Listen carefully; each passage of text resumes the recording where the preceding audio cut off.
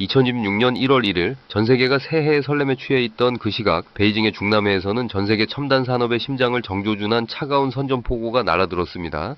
이것은 미사일 발사도 대규모 군사훈련도 아니었습니다. 하지만 그 파괴력은 핵잠수함의 출격보다 훨씬 치명적일지 모릅니다. 중국 상무부가 전격적으로 발표한 2026년 수출 허가증 관리 대상 화물 목록, 그 종이 한 장에 적힌 단 한 단어가 전 세계 글로벌 기업들을 공포에 몰아넣었습니다. 바로 은에이기입니다.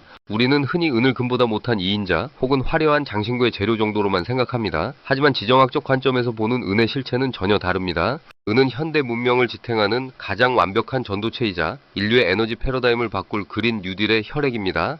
중국이 이 은을 히토리와 같은 반열의 전략 물자로 격상시키고 빗장을 걸어 잠그기 시작했다는 것, 이것은 단순히 원자재 가격이 오른다는 차원의 문제가 아닙니다.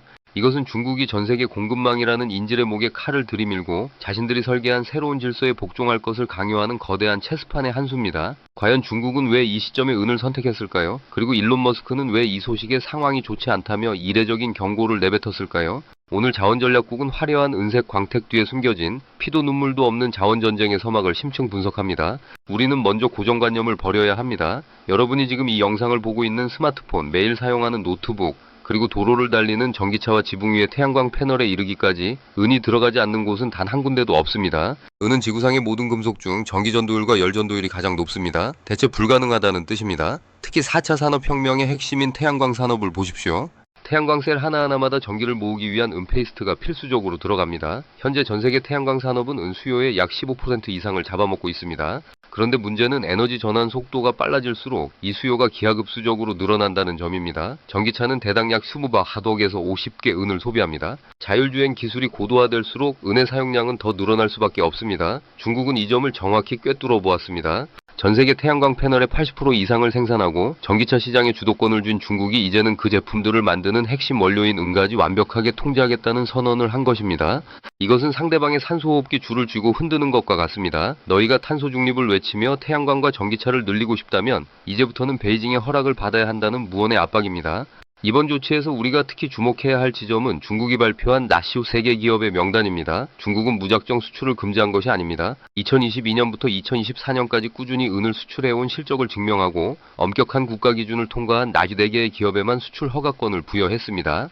첫째, 중국 정부가 은의 흐름을 분단위, 그램 단위로 완벽하게 추적하겠다는 의지입니다. 어디로 수출되는지, 누가 사가는지, 최종 용도를 모두 파악하겠다는 것입니다. 만약 특정 국가나 기업이 중국의 심기를 건드린다면 그 기업에 은을 공급하는 중국 업체에 수출 허가를 내주지 않으면 그만입니다. 서류 미비, 환경 규제 등 이유는 얼마든지 있습니다.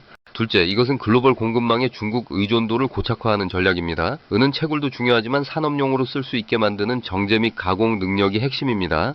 중국은 전 세계에서 가장 강력한 은 정제 인프라를 갖추고 있습니다. 설령 다른 나라에서 은광석을 캐더라도 결국 중국의 공장을 거치지 않으면 고순도의 산업용 은을 얻기 힘든 구조입니다. 44개 기업이라는 바늘구멍을 통과하지 못한 해외 기업들은 이제 은을 구하기 위해 웃돈을 얹어주거나 중국의 눈치를 보며 줄을 서야 하는 처지에 놓였습니다. 이 뉴스가 나오자마자 가장 먼저 반응한 인물 중 하나가 테슬라의 일론 머스크입니다. 그는 자신의 SNS를 통해 이것은 정말 좋지 않다고 언급했습니다. 테슬라는 단순히 자동차 회사가 아닙니다. 태양광 패널을 만드는 테슬라 솔라와 거대한 에너지 저장 장치인 ESS 사업을 하는 에너지 기업이기도 합니다.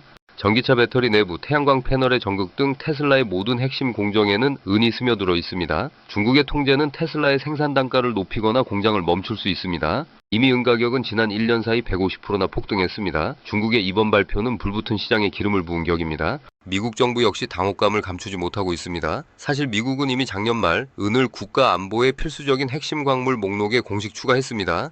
하지만 자원 확보에는 시간이 걸립니다. 광산을 새로 개발하고 정제소를 짓는 데는 최소 5년에서 10년이 걸립니다. 중국은 당장 내일부터 공격을 시작합니다. 중국이 자원을 무기화하는 방식은 매우 영리하고 집요합니다. 과거 2010년 히토류 수출 중단으로 일본을 무릎 꿇렸던 사건을 기억하실 겁니다.